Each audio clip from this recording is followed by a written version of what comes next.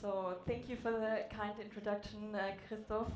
Curing cancer might be a bit of an ambitious goal, but still thank you very much. I'm honored to be here today and to introduce our panel. So I think Trent McConaghy doesn't need an introduction now after his key lecture. I will do it anyways. He's the founder of Ocean Protocol and one of the leading voices in decentralized AI infrastructure. He has built and sold multiple AI companies over 3 decades, and his current work addresses one of the most fundamental bottlenecks in AI: who owns data and who has access to it. Afsin Alp, he is the founder of CEIBA Health, a global telehealth platform operating across different healthcare systems, including the US, Europe, and the Middle East. His work bridges a gap that many talk about but few solve, connecting hospital clinicians and patients through AI-driven remote care at scale. And Todd McAllister is a biomedical engineer, scientist, and CEO of Skai Health. He has publications in the New England Journal of Medicine and The Lancet, and he has over 25 years of experience with translating scientific innovations into clinical reality.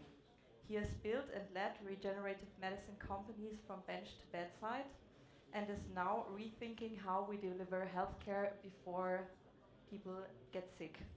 So together, all of you cover the full chain from the data infrastructure to clinical delivery to real-world problems.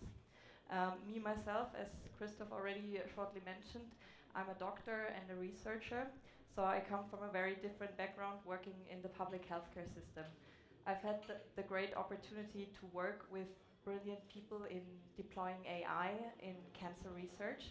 So I've experienced at first hand how powerful AI can be in supporting researchers with infrastructure, data ownership, as well as giving doctors back the time to connect with their patients. On the other hand, I've also seen the struggles of implementing new technologies into healthcare. Many hospitals in Europe still don't have an electronic patient chart and are still working with paper charts. So sometimes to me it feels like talking about deploying AI at a huge scale seems ambitious. However, I think this is why it's so important that we're sitting here together to have this panel, to have people here who are building AI, deploying AI, and bringing innovations to patient care. So let's dive a bit deeper into this. In reality, most AI solutions don't move past the pilot. So a question to all three of you. What do you think is the biggest bottleneck? Is it organization, people, or the technology itself? Okay, well, I'll start since nobody is jumping to it, and it'll get progressively harder to come up with something original, so I'll go first. I always like to take a little bit of a contrarian view, and that's maybe going to be easy following Trent's gee whiz wow talk. And so my answer would be it's not so much the AI itself, it's the data that feeds it. And I'll give just a very simple example. As remarkable as AI is, if we look at it in the context of healthcare, it's still fundamentally driven by PubMed. What studies did we do in PubMed? And I'm going to give a very, very simple example of that. But what we're good at is saying, you're low in vitamin D3. And there's lots of publications that say what you would do in that instance. There aren't very many publications on humans or on rodents or anything in between that says, what do you do if you're a diabetic who's running 3 miles a day, who's 20 pounds overweight, who is this, who is this, who is that? There's no data feeding an answer to that. So we get a little bit, I think, overexcited about what AI can deliver, and at least in the context of medicine, until you can start understanding protein folding and some of the absolute basic science, we're kind of making things up to bridge the gap in the PubMed literature. So that's where I see the weak link. So Trent, maybe you're in the beginning, you're up at the start of the chain with the data. Do you think that we're underestimating the data problem in healthcare, meaning access, regulation, quality of the data?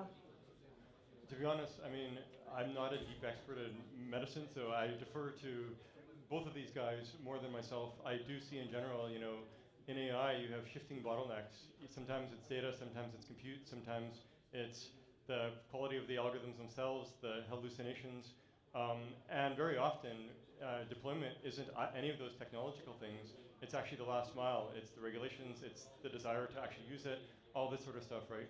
So the technology is usually this force that's like, use me, use me, use me. So it comes down to then really sort of skilled entrepreneurship to figure out those, how do you get your product in the hands of the users, or how do you change your product to make your users pay for it and use it. So that's what I would see. It's not data per se, but you have to make sure that's taken care of. Yeah, and this is definitely something difficult in healthcare. Afshin, may I ask you, you have implemented your systems in many different healthcare situations, also in difficult situations like ICU. What are the biggest problems with implementing the workflow?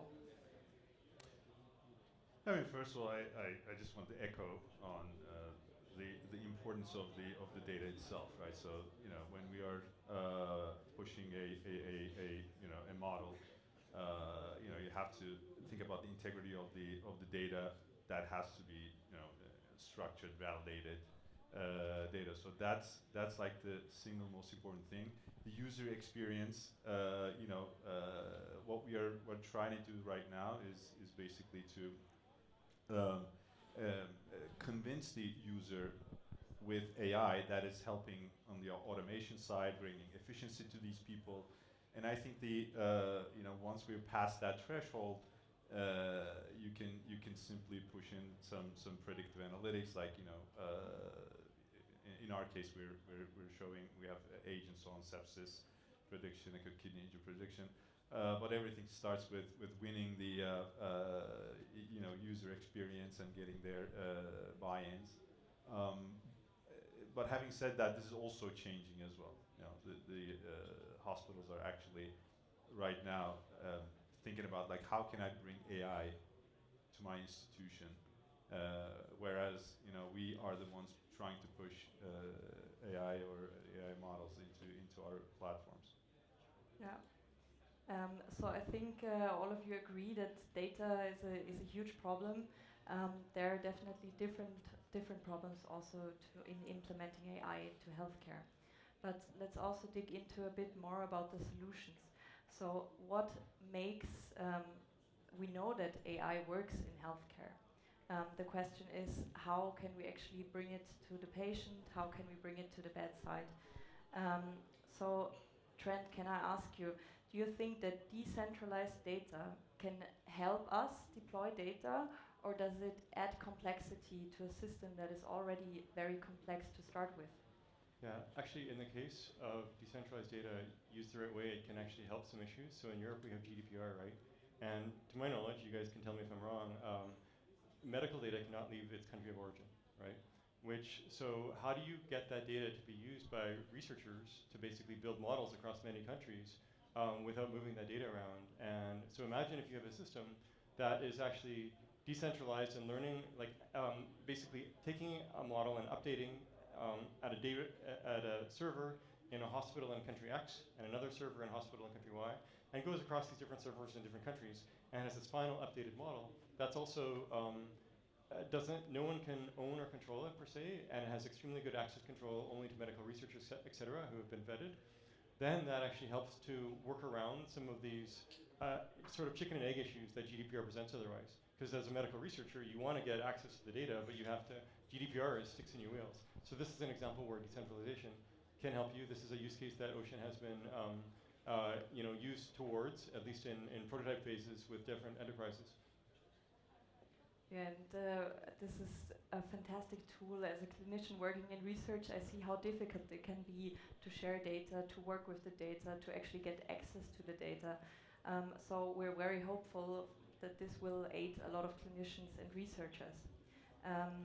Afshin, may I ask you, you have deployed telehealth across multiple healthcare systems.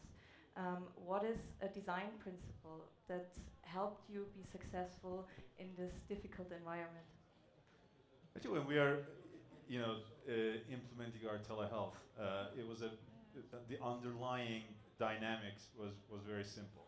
There's not enough physicians, not enough doctors, not enough nurses, and then there are clinical gaps. So, our value proposition was more than the technology, and still continue to be that way. What we are, seeing today and shifting our strategy is we normally had our end user clients used to be nurses and clinicians, and in the past, if you look at the healthcare software in the past 30 years, everyone was building up the software. What's this dashboard's going to look like? Are we going to get any more clicks? Now we have another client, which is our agents. So instead of, these guys don't need dashboards, they look for the data, the memory, the audit trails, the APIs. So I think in our virtual care platforms, we are adding new agents, and this is just going to be and this is exponentially moving faster. So in the virtual care side, we just instead of increasing our number of telehealth programs, now we're increasing the number of AI agents that can actually support these. Just like in your presentation, you show that there's a company with the CEO, and then you're adding software AI agents into your platform, and this is just like that. And in terms of the new products, you're adding agents, autonomous agents, to really increase the outreach. And Todd, may I ask you, what do you think does it take for clinicians to actually trust in AI? And have you seen it established well? No. Yeah, I thought you were going to maybe ask me what the weak link in the chain is, and quite frankly, I think very clearly it's the clinician, and not just from a difficulty to adopt AI, but I will even say what I've battled for 20 years is not AI issues. It's how do I shift a mindset from the way that medicine has been practiced over the last, you could argue, 2,000 years, which is a reactive sick care model, into let's try to solve problems that don't yet exist. That is a massive leap of faith that very few lots of clinicians will tell you they're ready to do that, but in practice, they'll still say, well, why do we need to do an MRI? You seem perfectly healthy except for your knee brace. I'll also link that answer back to something that Trent just said a moment ago about the regulatory environment, which is obvious. I've spent the last 20 years paying a lot of money to a lot of lawyers to hopscotch around those problems. What's interesting is if you're 20 years old, which I don't think a lot of us in this crowd qualify, maybe there's a few there, they're growing up in an environment where you have comfort and security in sharing your data. Whereas we've grown up in an environment where you have to protect and privatize your data. I think there will be a fundamental shift. I don't know if it's in 2 years or 5 years or 10 years, but that generation will start sharing data, and I think that will drive regulatory change. Yeah, so it's great that you mentioned trust. I think in healthcare, trust is a really important issue because it's such a high-risk field, and getting clinicians to trust the system is really hard. So do you think that AI will help us to make more, will it be able to make autonomous decisions without a clinicians, or do we still need the clinician? I don't think we're there yet. I certainly wouldn't trust it to do that. So I think there's a little bit of give and take, right? It's the clinicians learning to use this tool, and it's the tool getting a little bit better. What we know unequivocally is that it is more comprehensive at searching the medical data and looking, for example, in an ICU environment to make sure that we didn't miss something or miss a signal. It's brilliant at that. That will be the adoption point, and I think it will penetrate from that point forward. And I hesitate to pick a timeline. I think you would almost always be too slow, but I think, you know, a year, 2 years, 3 years, we're going to have a completely different penetration of AI into healthcare than we can even imagine today. I can share an analogy from semiconductors. So the trust issue was a huge issue. So my first company and second were AI for chip design, focusing on analog circuits. The first one for design, the second one for verification.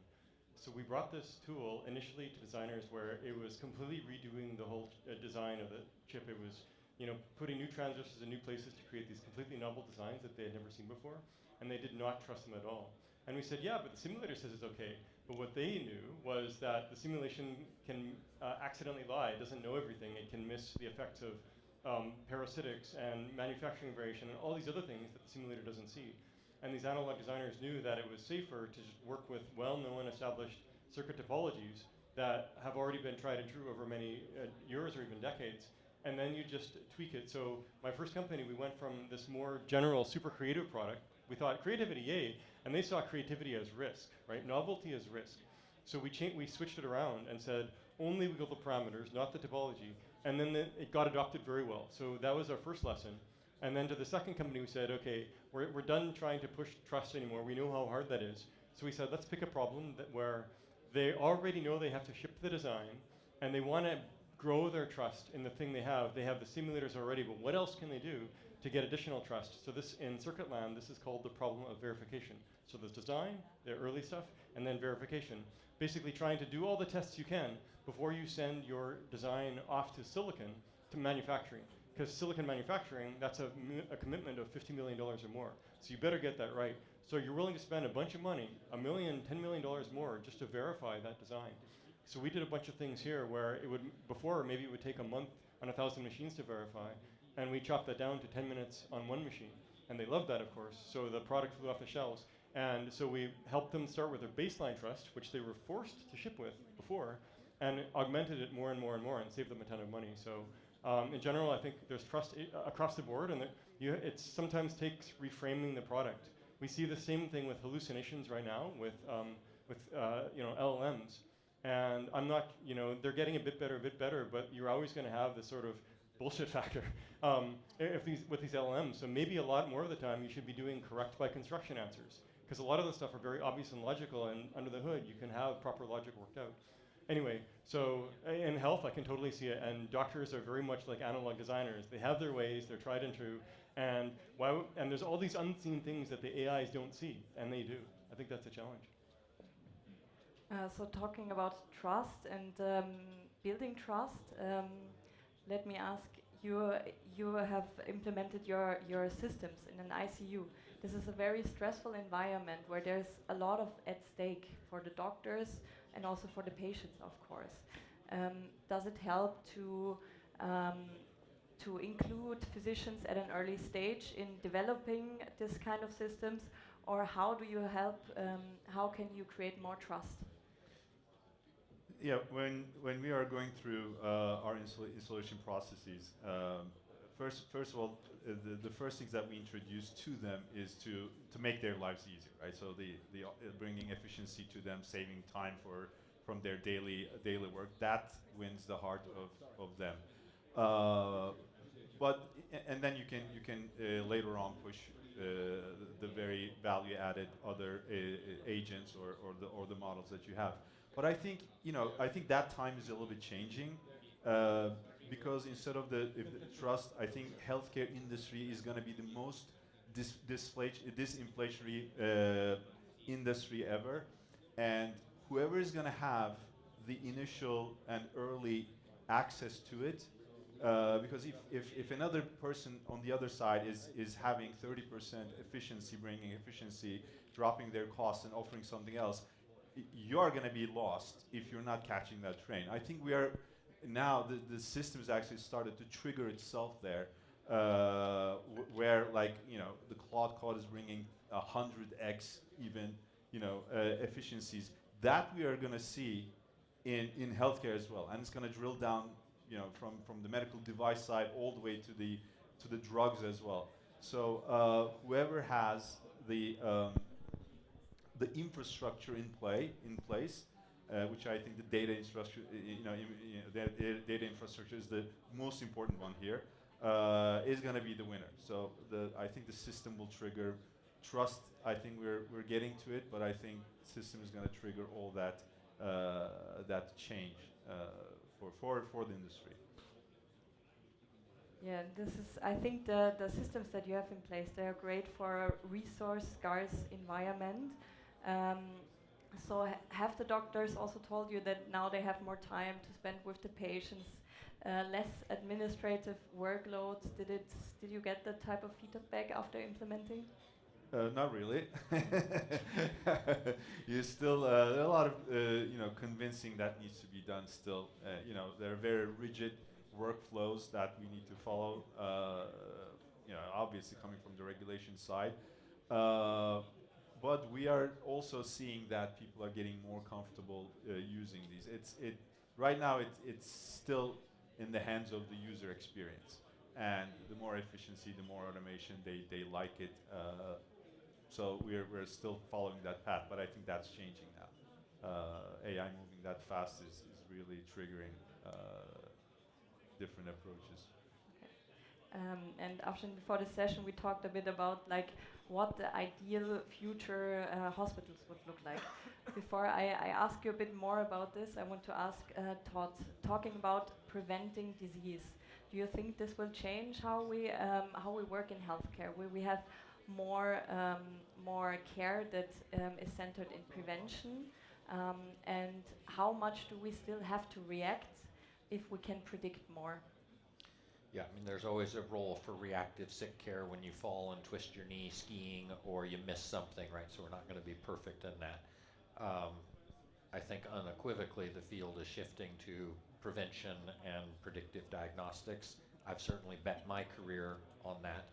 I think the missing piece in this that's still needed to accelerate it is we are great at producing data and putting 150 gigabytes of data on your desk and saying you're healthy or you're not healthy or you need another MRI or whatever it is. There's still very little in terms of an action plan that says, all right, for you to extend your lifespan or extend your health span or avoid this problem in the future, here's exactly what you have to do. You need to do an hour and 45 minutes a week of zone 2 exercise and take these supplements and do this to your sleep patterns. That to me is where the real opportunity is in this field, and that's what will have to happen before prevention actually is realized. Just seeing the signal doesn't necessarily work if you can't get compliance with the patient, and you have to be able to convince the patient that complying will end in that outcome, and we don't do a good job of connecting those three very separate events or pieces of logic. So when Trent was talking about superhumans, I was also thinking hopefully we'll have super doctors in the future, or we might even not need them. Let me circle back to Afsin. What do you think will the future hospital look like? Where will AI really make a difference in hospitals? I don't know, Trent, maybe it's going to be on the moon or somewhere, but why not? Look, I mean, according to the MedClass law, the value of the network is the square of the nodes that are connected. So that's how we see the impact of the agents, right? So as I mentioned, we are very much focused on the servicing this agent as the client. I don't think in the future of the hospital the physicians are going to be using AI tools. They are not going to be using AI tools. They're going to go one level up, and then the agents are going to take care of the substrate of the system. So we are working on our platform how we can integrate these agents together, find the tools for them, the memories, the audit trails, and everything. So the future is going to be revolving around those AI agents. Okay, so I see, unfortunately, the time running out. I think 30 minutes is even a bit short to talk about this very important topic in depth. So I started with saying that we don't have the data available. A lot of hospitals still use paper charts.